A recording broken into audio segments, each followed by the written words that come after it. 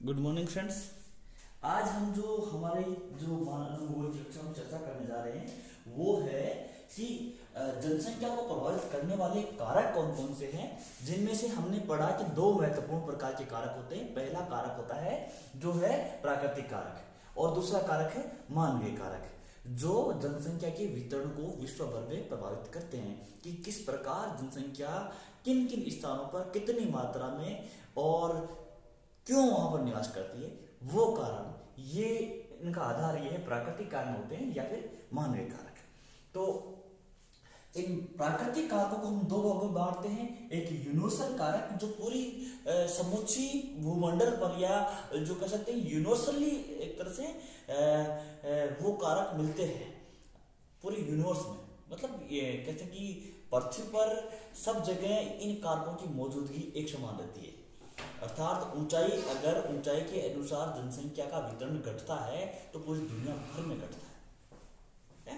ऐसा नहीं है कि भाई ऊंचाई के अनुसार जनसंख्या की मात्रा बहुत कुछ ज्यादा होती है, ऐसा नहीं होता है कि ऊंचाई के अनुसार जनसंख्या घटना है तो घटना है। जलवायु की चरम दशाओं के आधार पर के कारण जलवायु की जो कह सकते हैं कि एक्सट्रीम कंडीशन होती है, एक्सट्रीम कंडीशन ऑफ क्लाइमेट, उसके कारण क्या होता है कि जनसंख्या की जो मात्रा है, पॉपुलेशन की जो क्वांटिटी और उनकी डेंसिटी है, जो दोनों है वो कम होती जाती है। तो ये पूरी दुनिया भर में होते हैं। तो इस तरह से हमने पढ़ा यूनिवर्सल कारक। दूसरा था प्रादेशिक कारक, अर्थात वो कारक जो किसी प्रदेश के स्तर पर अलग अलग होते हैं।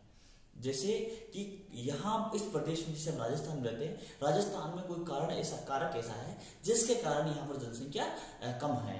दूसरा ये है कि ऐसा कारक कहीं दूसरी जगह है, सेम तरह की जलवायु है, सेम तरह की कंडीशन, लेकिन वहां पर ज्यादा लोग निवास करते हैं। तो वो क्या होता है कि प्रादेशिक उनका आधार होता है, वो वेरी करता है।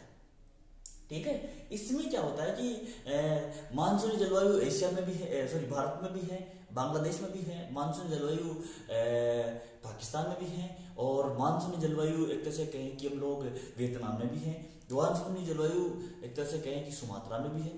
तो इस प्रकार जो मानसूनी जलवायु होती है वो सब जगह है, लेकिन कहीं पर जनसंख्या ज्यादा है, कहीं पर कम है। शीतोष्ण जलवायु अमेरिका में भी है, यूरोप में भी है और विदेशों के विभिन्न भागों में, लेकिन वहां पर जनसंख्या वितरण अलग अलग है। तो वो वितरण को प्रभावित करने वाले कारक कि जब जलवायु एक तरह की है, जब वहां पर कुछ और दशाएं एक तरह की है, ऊंचाई वहां पर ज्यादा नहीं, प्लेन है, तो फिर वहां पर और कौन से कारक होते हैं जो जनसंख्या के वितरण को प्रभावित करते हैं? वो होते हैं प्रादेशिक कारक। ये प्राकृतिक कारकों में दूसरा कारक है। दो भाग होते हैं, एक यूनिवर्सल या सार्वभौमिक कारक या व्यापक कारक, दूसरा होता है प्रादेशिक कारक। तो प्रादेशिक कारकों में मिट्टियां कहते हैं, मिट्टियां हैं। अगर कहीं पर जलवायु है, जलवायु पर मानसूनी जलवायु है, मानसूनी जलवायु राजस्थान की भी है, मानसूनी जलवायु गंगा के मैदान की भी है, ठीक है। लेकिन मानसूनी जलवायु होने के कारण ही यहां पर कह सकते हैं कि गंगा के मैदानी भागों में अधिक घनत्व है, जबकि राजस्थान के इस इलाके में कम है।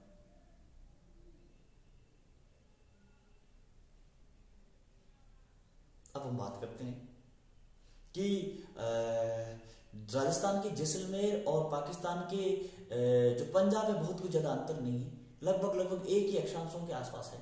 या भारत के पंजाब के हिसाब थोड़ा सा तो पांच अगर अक्षांशों का भी फर्क नहीं मान सकते हम लोग, 3-4 अक्षांश भी नहीं, लेकिन पंजाब में बहुत ज्यादा जनसंख्या है, राजस्थान में बहुत कम है। तो मिट्टियां क्या होता है, अगर किसी क्षेत्र की मिट्टियां बहुत उपजाऊ होती है, जलोढ़ उपजाऊ मृदा है, काली मृदा है, जो कपासी मृदा है, तो वहां पर क्या होता है, जहां पर उनकी जनसंख्या की भरण पोषण की क्षमता ज्यादा होती है। तो जनसंख्या की भरण पोषण की क्षमता की अधिकता के कारण फर्टिलिटी ऑफ लैंड बहुत ज्यादा होती है, जिसके कारण उसकी फीडिंग कैपेसिटी होती है पॉपुलेशन को, वो बहुत ज्यादा होती है, और वहां पर लोग एक के बाद बसते चले जाते हैं और डेंसली पॉपुलेटेड एरिया वो बन जाता है। अच्छा, जलापूर्ति, आप मुझे बताइए कि दुनिया भर के हम किसी भाग में जाते हैं, देखते हैं कि जलापूर्ति के कारण ही प्रभावित होता है। तो जलापूर्ति क्या है, जलापूर्ति के कारण कैसे प्रभावित होता है, हम देखिए जलापूर्ति है पूरी दुनिया भर में। जलापूर्ति क्या देखते हैं कि सारी सभ्यताएं हैं, मानव स्थायी रूप से रहने वहीं लगा जहां पर जल की उपयुक्त उपलब्धता थी, उपयुक्त मात्रा में उपलब्धता थी। चाहे वो नील नदी की घाटी हो, चाहे सिंधु नदी की घाटी हो की सभ्यता हो, या फिर मेसोपोटामिया की सभ्यता हो, चाहे हांगो या बीहो की सभ्यता हो, या कोई दुनिया की और कोई भाग मान लीजिए, मानव प्रथम दृष्टया उन्हीं भागों में निवास करने लगा जहां पर उन्हें जल की सुलभता थी। वो अपने लिए, अपने पशुओं के लिए, अपनी फसलों के लिए जहां पर पानी की मात्रा पर्याप्त मात्रा में हो वहां निवास करता है। तो इसलिए आप देखेंगे पूरी दुनिया भर में देखेंगे कि जहां पर उपजाऊ नदी घाटियां है वहां पर जनसंख्या ज्यादा मिलती है किसी भी कारक की तुलना में। अब हम बात कर लें कि जैसे कि भारत में देखें कि गंगा नदी घाटी है, जो गंगा नदी है उसके तंत्र के आसपास भारत की 40% जनसंख्या निवास करती है। उस बेसिन में भारत की 40% जनसंख्या निवास करती है। अब हम चीन में बात करें, यांगटी सिकियांग है, या क्या सिकियांग है, हांगो है, या हम लोग मेकांग की बात करते हैं जो दक्षिणी पूर्वी एशिया है, वहाँ पर हम लोग बात करते हैं जो एक तरह से बात करें कि ये दजला फरात की बात करते हैं कि यहाँ मरुस्थलीय इलाके होने के बावजूद वहाँ पर अधिक जनसंख्या उस इलाके में, उस नदी घाटी के इलाके में निवास करती है। तो ये चीजें हैं, ये कारक है कि जो किसी क्षेत्र में जनसंख्या की अधिक मौजूदगी का कारण है। पाकिस्तान का सबसे अधिक घना बसा हुआ इलाका वो इलाका है जहाँ नदियों द्वारा जलोढ़ मृदा लाई गई है, या नदियों द्वारा पानी पीने की या फसलों की सिंचाई की सुविधा उपलब्ध है। वो पंजाब में है, वो सिंध में है, और पाकिस्तान के यही इलाके सबसे ज्यादा आबाद है। इसी प्रकार हम और से बातें करें तो जलापूर्ति एक महत्वपूर्ण कारक है, क्योंकि मानव की जो महत्वपूर्ण आवश्यकताएं होती है उसमें सबसे दो महत्वपूर्ण आवश्यकताएं होती है। पहला होता है कि उसको हवा चाहिए श्वास के लिए, उसके बाद दूसरी उसकी आवश्यकता जल ही है। इनके बगैर जीवन नहीं है। हम जैसे कहते हैं जल ही जीवन है, जल है तो कल है, तो यही बात यहाँ लागू होती है। जलापूर्ति जहाँ पर सुलभता होती है, जो ड्रिंकिंग वाटर फैसिलिटी मान लीजिए या इरिगेशन वाटर फैसिलिटी मान लीजिए, अगर यहाँ जहाँ पर नहीं है वहाँ पर जनसंख्या कम होगी, जो जहाँ पर ये ज्यादा है वहाँ पर जनसंख्या की भी एक तरह से घनत्व और मात्रा वितरण है वो ज्यादा होता है। खनिज पदार्थ। अब तीसरा हम लोग कह सकते हैं मिनरल्स आते हैं ना, तो मिनरल्स, अच्छा मिनरल्स कहाँ होते हैं कि देखिए एंडीज में बोलिविया का पठार पर, जो बोलिविया का पठार बहुत ऊंचाई पर स्थित है, जहां पर जनसंख्या नहीं मिलनी चाहिए। एक यूनिवर्सल लॉज क्या कहते हैं, यूनिवर्सल जो फैक्टर्स क्या कहते हैं कि वहां पर जनसंख्या नहीं होनी चाहिए, लेकिन वहां जनसंख्या है। वो क्यों है? क्योंकि वहां पर तांबा और कई प्रकार के टीन जैसे खनिजों के खनन की वहां पर संभावनाएं हैं, और वहां पर बहुत सारे एक तो छोटे नगर वैसे भी। हम लोग अलास्का जैसे बर्फीले इलाके में, ठंडे इलाके में, वहां पर यूरेनियम और एक तरह से स्वर्ण जो धातु है उनकी उपलब्धता होने के कारण वहां पर कैसे कहें कि जनसंख्या निवास करती। वहां मानव ने कृत्रिम तरीके से कृत्रिम सुविधाएं इजाद करके वहां पर बसा दी। तो अर्थात ये कारक है, इनके कारण दुनिया में कहीं पर भी जनसंख्या ज्यादा निवास करती है। वहां पर नगरों की बसावट ज्यादा हो जाती है, वहां पर उनको खनिजों के निष्कर्षण के लिए वहां पर इंसान अपने विशिष्ट प्रयास करता है, और विशिष्ट प्रयासों के माध्यम से वहां पर जनसंख्या, जलवायु प्रतिकूल होने पर भी वहां पर, या तमाम दशाएं प्रतिकूल होने पर भी मानव वहां पर अपनी बस्तियां बसाता है और वहां पर निवास करता है। अर्थात इसके बाद वनस्पति देखिए, जहां की वनस्पति अच्छी होती है, जहां पर वनस्पति उगने की दशाएं अच्छी होती हैं, वहां पर एक तरह से कहें कि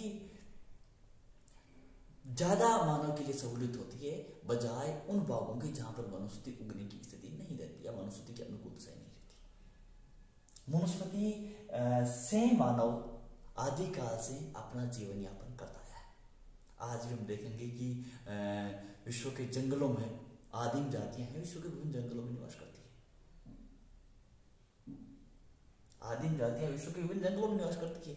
जंगलों से विभिन्न प्रकार की वस्तुएं प्राप्त होती है, उनसे अपना जीवन निर्वहन करती है, जीवन यापन करती है। यहाँ पर जैसे हम बात करें कि उनसे बनने वाले विभिन्न प्रकार के जो एक तरह से उत्पाद है, वनोत्पाद है, उन वनोत्पादों का एकत्रण करके, उनको संग्रहण करके अपना जीविकोपार्जन करती है, और उसके कारण जनसंख्या की मौजूदगी होती है। वनस्पति एक बड़ा कारण है, और जीव जंतुओं की मौजूदगी भी काफी महत्वपूर्ण रहता है। अर्थात एक वनस्पति में हम लोग एक चीज और कहें कि वनस्पति जिन भागों में अधिक होती है उन क्षेत्रों की तुलनात्मक उत्पादकता दर है वो ज्यादा होती है। कुछ अपवादों को छोड़ दिया जाए तो उनकी उत्पादकता ज्यादा होती है। वहां पर अधिक लोगों के भरण पोषण की संभावनाएं होती है। जीव जंतु भी मानव के बसने में काफी महत्वपूर्ण योगदान प्ले करते हैं। इस प्रकार ये 4 कारक हुए, इस प्रकार ये 5 महत्वपूर्ण कारक हुए जो प्रादेशिक कारकों के हम रूप में हम जानते हैं। अब हमारा जो कारक हम जो पढ़ेंगे वो है मानवीय कारक। क्या कौन सा कारक है? मानवीय कारक। ये ह्यूमन फैक्टर्स हैं। ये कौन कौन से हैं? ह्यूमन फैक्टर्स है ना, हाँ ये कौन से हैं? तो अब हम ह्यूमन फैक्टर्स की बात करते हैं कि कौन कौन से मानवीय कारक हैं जो मानव के विभिन्न भागों में बसने को और उनके वहां पर निवास करने को प्रेरित करते हैं। आर्थिक व्यवसाय की व्यवस्था, अब हम लोग कहें कि किस प्रकार की वहां पर एक उसका ऑक्यूपेशनल स्ट्रक्चर है मानव का।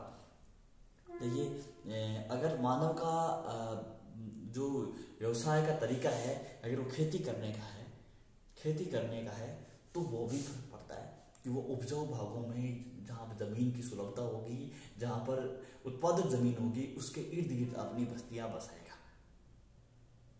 अगर वहां पर एक तरह से कह सकते कि उसका सेकेंडरी जो कह सकते हैं कि ऑक्यूपेशनल स्ट्रक्चर है, या उसको कहें कि हम लोग कहें कि सेकेंडरी एक्टिविटीज में वो इन्वॉल्व है, या वहां पर उसमें एक तरह से संलग्न है द्वितीयक उत्पादन की प्रक्रियाओं में, विनिर्माण संबंधी क्रियाओं में, तो वहां पर क्या होता है कि वो विनिर्माण उद्योगों के आसपास, विनिर्माण क्षेत्रों के आसपास अपना एक तरह से बसने को और रहने को एक तरह से उपयुक्त जगह मानेगा। तो इस तरह से ये कारक बना। दूसरा है कि उसका प्रौद्योगिकी तंत्र और उसकी टेक्नोलॉजिकल एडवांसमेंट की स्टेज क्या है, जो प्रौद्योगिकी उसकी किस प्रकार की है, उसकी टेक्नोलॉजिकल या आदिम तरीके से जीवन यापन करता है, या फिर एक तरह से इसको कहेंगे। पहला है आर्थिक व्यवसाय।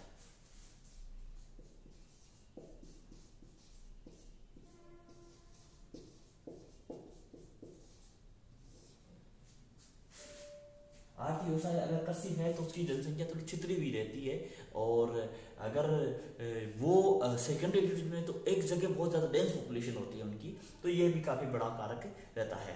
दूसरा जो हमने कहा कि प्रौद्योगिक उन्नति का स्तर उसका कितना है, टेक्नोलॉजिकल एडवांसमेंट कितना उस कम्युनिटी के अंदर है, तो वो चीजें हैं। तो प्रौद्योगिक उन्नति,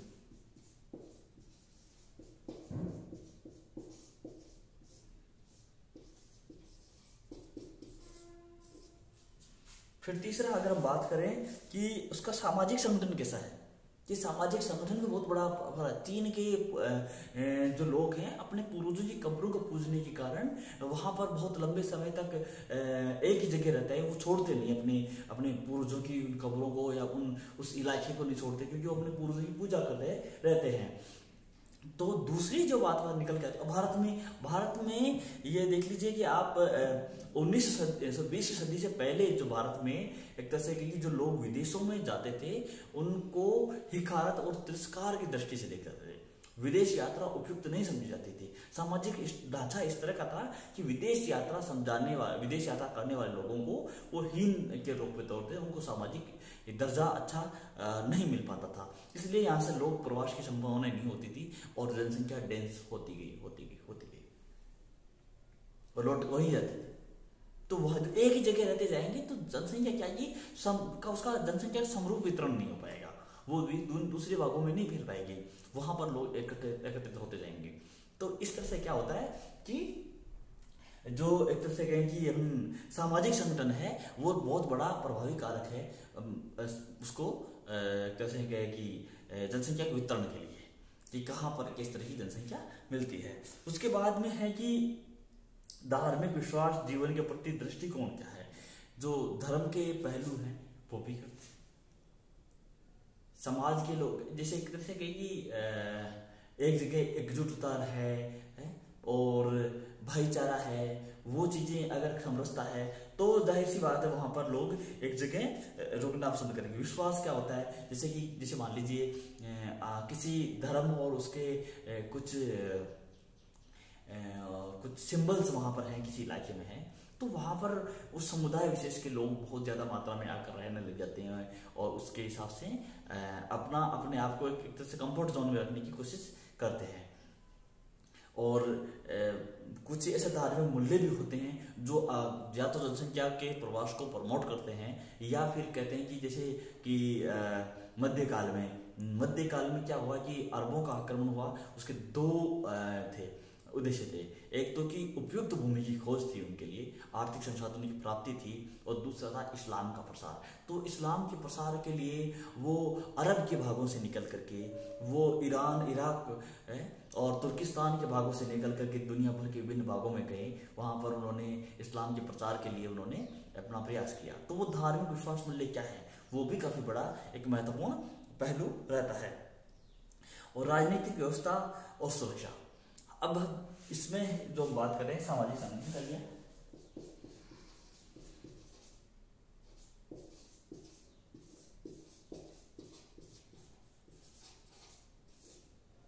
धार्मिक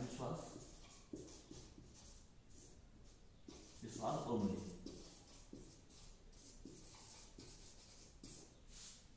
और राजनीतिक व्यवस्था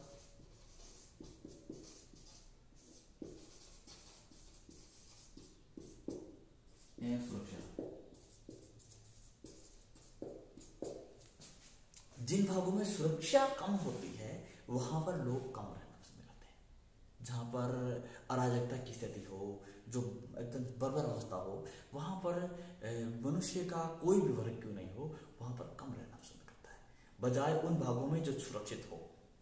सुरक्षा बहुत बड़ा कारक रहा है, सुरक्षा बहुत बड़ा कारक रहा है हमेशा से, कि उन्हीं भागों में ज्यादा लोग निवास करते हैं जो सुरक्षित हों, बजाय असुरक्षित भागों के। मध्य एशिया से सदियों से पलायन होता रहा है, भारत की तरफ, चीन की तरफ और यूरोप की तरफ। मध्य एशिया में जो मध्य एशिया की भूमि है वो चाहे हूण हो, सीतियन हो, शक हो, तुर्क हो, मंगोल हो, वो उनके आक्रमणों से और संसाधनों के अभाव से परेशान रहे। वहां पर एक बारबेरियन और एक अराजकता और एनार्किस्ट स्टेज रही है। तो उस स्टेज के कारण क्या होता है कि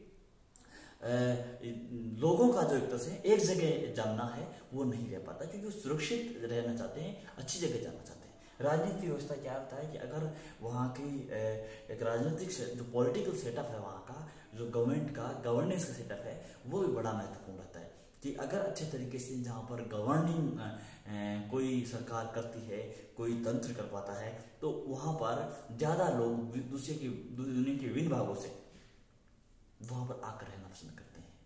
प्रवास के माध्यम से, इमिग्रेशन के माध्यम से वहां पॉपुलेशन बढ़ती है और नेचुरल ग्रोथ भी ज्यादा होती है, क्योंकि जो जहां पर अगर बेटर गवर्नेंस है वहां पर जनता के कल्याण के लिए विभिन्न प्रकार की सुविधाएं मौजूद रहती है, इसलिए वहां की जनसंख्या नेचुरली फ्लोरिश करती है। और दूसरा क्या होता है कि वहां पर दूसरे भागों से भी जनसंख्या आकर के निवास करने लग जाती है। इस प्रकार हमारे जो कारक हैं जनसंख्या वितरण को प्रभावित करने वाले, इसमें क्या कि प्राकृतिक कारक और मानवीय कारक दो कारकों के रूप में बांटा, एक यूनिवर्सल कारक हुआ और प्रादेशिक कारक, और ये मानवीय कारक। मानवीय कारकों में हम कुछ पढ़ा है हमने, और इस प्रकार आज की हमारी कक्षा का यही समापन होता है। अब हमारी अगली कक्षा में आपको मिलते हैं। आज के लिए धन्यवाद।